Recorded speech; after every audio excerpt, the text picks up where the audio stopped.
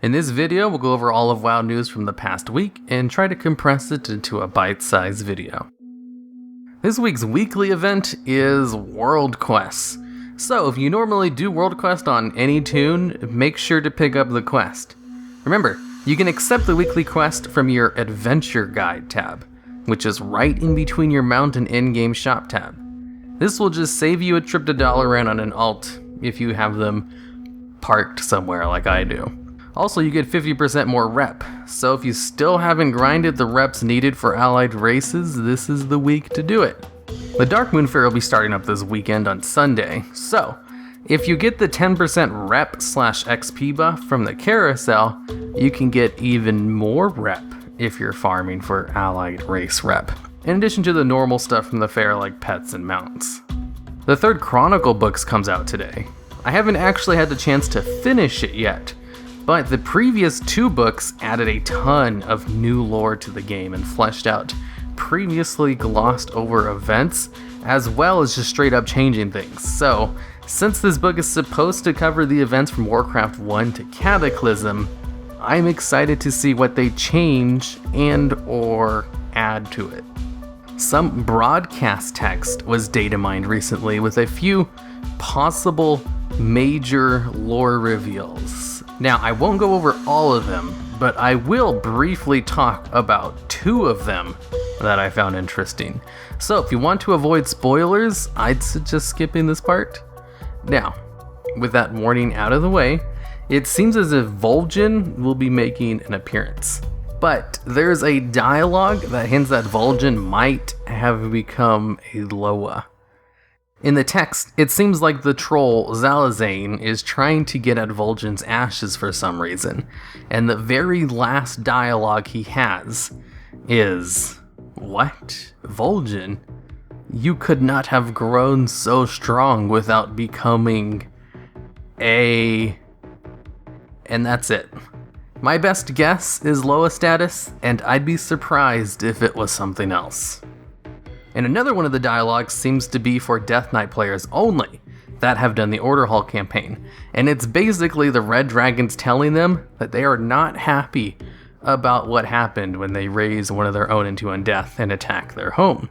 This might seem to imply that there might actually be consequences for what went on in the Death Knight Order Hall campaign, which was quite a lot. That campaign was without a doubt the best out of all of the classes, and it's neat to see them continue its story.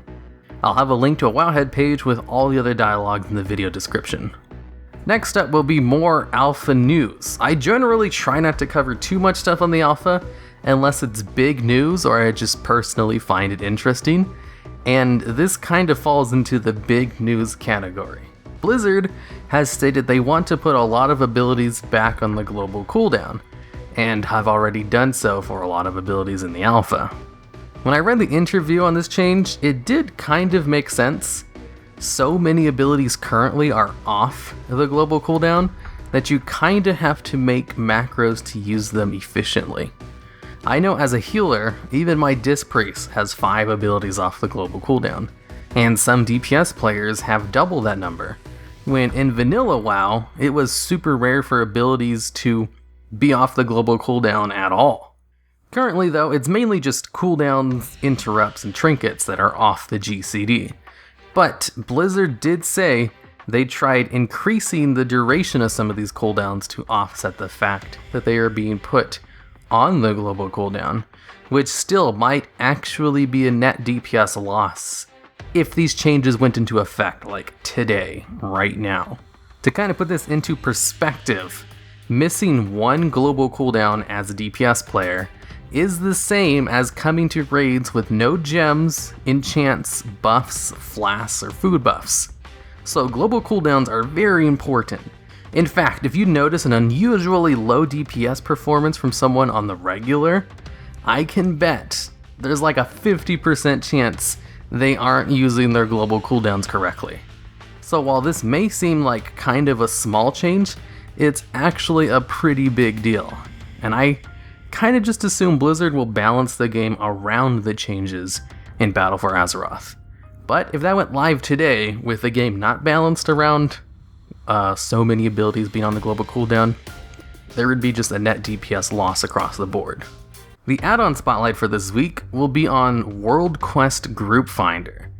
Since this is a World Quest week, I thought, what better time to mention this add-on? What this add-on does is make it easier to find a group for a World Quest to complete them quicker.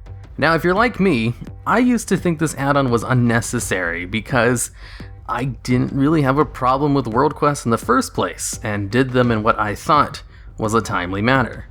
And oh boy, will I never do them solo again. Doing them in a group makes most of the World Quests just go by at least 2 times faster, if not even quicker. It's just so much more efficient and quicker to do a World Quest in a group than it is solo, since everything just gets done quicker.